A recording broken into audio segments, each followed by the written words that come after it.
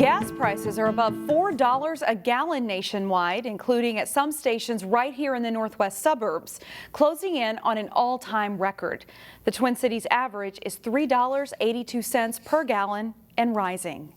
The rising gas prices, up 50 cents a gallon since last month, are having a deep impact on local businesses as well as local nonprofits. Delane Cleveland has more. Kindness can be displayed in a number of different ways.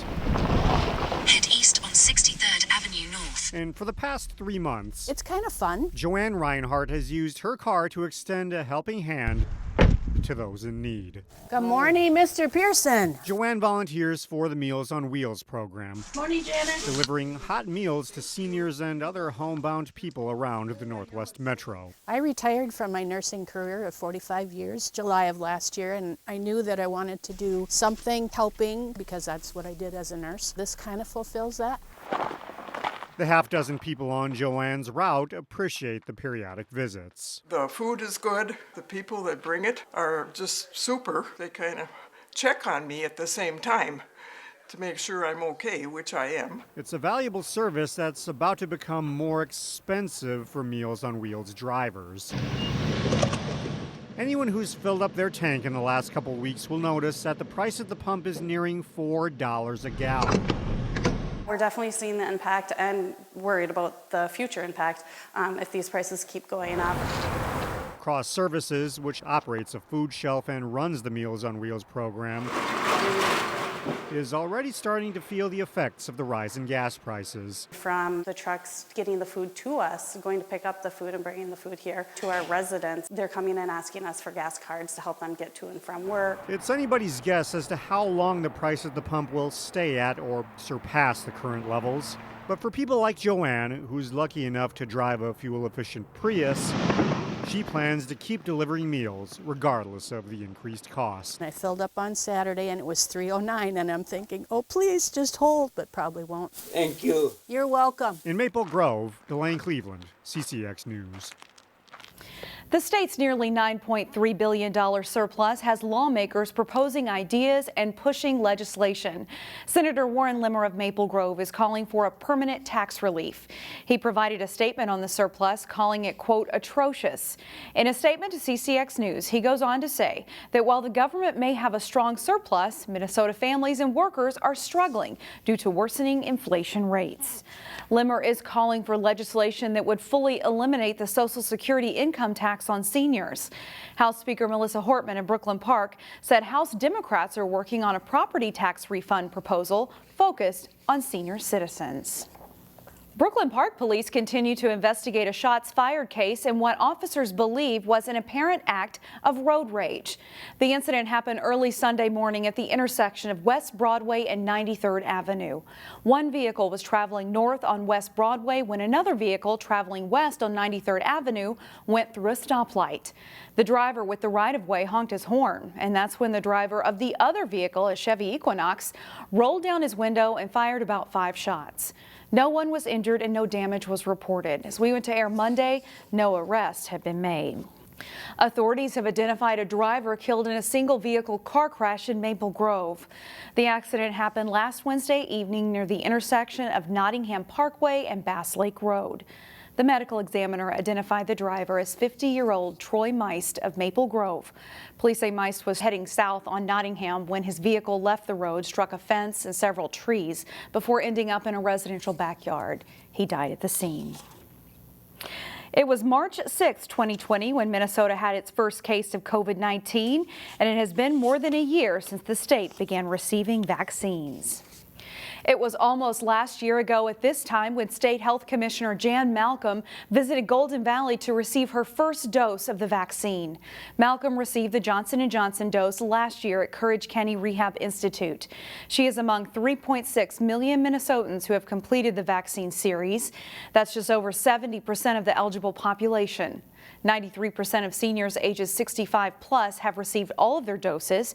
It's 36% for kids ages 5 to 11. The state's test positivity rate has fallen below 5%, and that's the lowest since late July.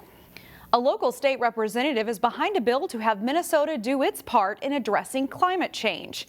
A bill proposed by Representative Patty Acomb, whose district includes southern Plymouth, would provide $300,000 to the Minnesota Pollution Control Agency.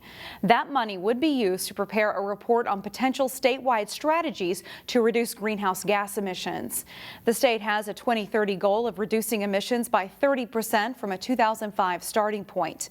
Reports show the state is off track to meet those goals. I just want to say that I think that I was happy to hear that so many of my colleagues recognize the importance of reducing greenhouse gas emissions. And so a bill like this will be very beneficial. And really the point that I want to get across is that an ounce of prevention is worth a pound of cure. The legislation has no Senate companion so far.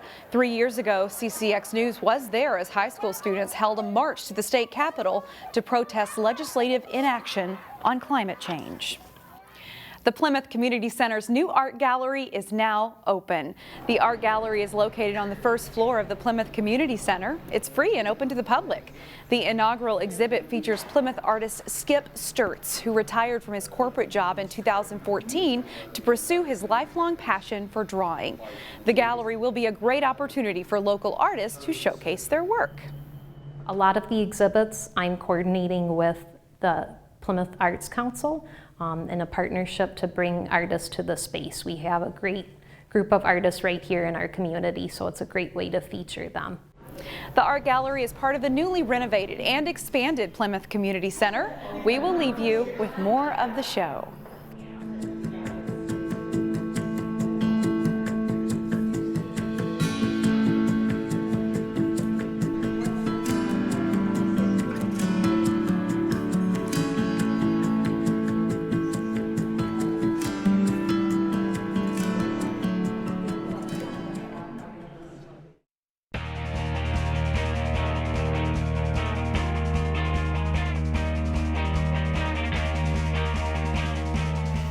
The Breck boys swimming team has dominated Class A the last half dozen seasons. This year's team was their best yet, and it showed at the state meet. State Class A finals as Breck looks for state championship number 6. And the Bear Stangs start the meet in style. The 200-yard medley relay team of Charlie Crosby, Charlie Anglin, James Pan, and anchor Daniel Gabriel win and set a state Class A meet record, an All-American time of 1 minute 29.28 seconds. 200-yard freestyle, Breck Blake's Charlie Eglin wins in state meet record time, 1 minute 38 seconds. That's an All-American time as well. Another record-setting swim for the Bear Stangs senior James Pan in the 200-yard individual medley.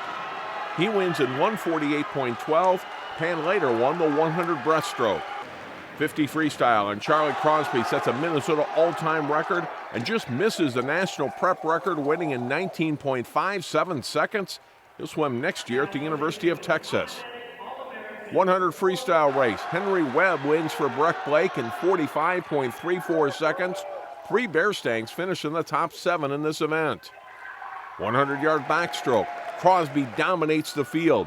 He sets another Minnesota all-time record with a time of 46.64 seconds. 3 Bear Stangs finish in the top 5. And the team caps off a record-breaking day by setting a Class A meet record and winning the 400-yard free relay in 3 minutes 2.09 seconds. Breck totals 495 points for the meet, nearly 300 more than runner-up Alexandria, to win another state championship. It's pretty surreal. I've been here for 5 years, you know. I remember swimming my first state meet here in U of M as an 8th grader, and it's never gotten smaller, but it definitely has gotten a lot faster over the years, and I'm just glad that I've been able to keep up. As our last meet here, I want to leave it all here. I want to have our team have the best experience that they can so that they can then build up a newer, better team after us. So. In Class AA, Edina won the team title. Wayzata was the top local team, finishing in 5th place. The individual portion of the state wrestling tournament wrapped up Saturday, and history was made as the first girls tournament was held. Jay Wilcox was there and has the highlights. Highlights from the final session at the state wrestling individual tournament, including the first ever girls tournament. In the girls' 100-pound third-place match, Wayzata's Maddie Alexander gets around for the takedown on Armstrong's Amelia Hermanson. Alexander wins 7-1 to place third. After winning her semifinal match, Park Center's Roe Adedanton in yellow wrestles for the 126-pound girls' title, but Shakopee's Joelle Mackham comes out on top, pinning Adedanton to take the title. To boys' Class 3A third and fifth place matches, 138-pound third place, Max Johnson of Maple Grove gets an escape for the only scoring as he beats Dylan Enriquez of Sartell St. Stephen 1-0. At 145, third place match, Wayzata's Kyler Wong shoots in on the single and gets a takedown. Wong edges Leo Toklinovich of Shakopee 5-4. 170-pound third place, an all-Lake Conference matchup as Minnetonka's Marco Christensen gets near-fall points and beats Adam Cherney of Wayzata 5-3. In the 182-pound fifth place match, Ismail Conti of Park Center doesn't quite get the pin but scores near-fall points and beats Jericho Cooper of Hastings 9-0. 195 third place. Osseo's Aiden Wayne in on a single, but he loses his grip and is taken down by Mark Rendell of Forest Lake. Rendell wins 4-3. To our lone local guy in the finals, Osseo's Jake Meisner shoots in on a single and gets the takedown. Meisner beats Anthony Tuttle of Stillwater 5-3 to repeat as 220-pound champion. Jay Wilcox, CCX Sports.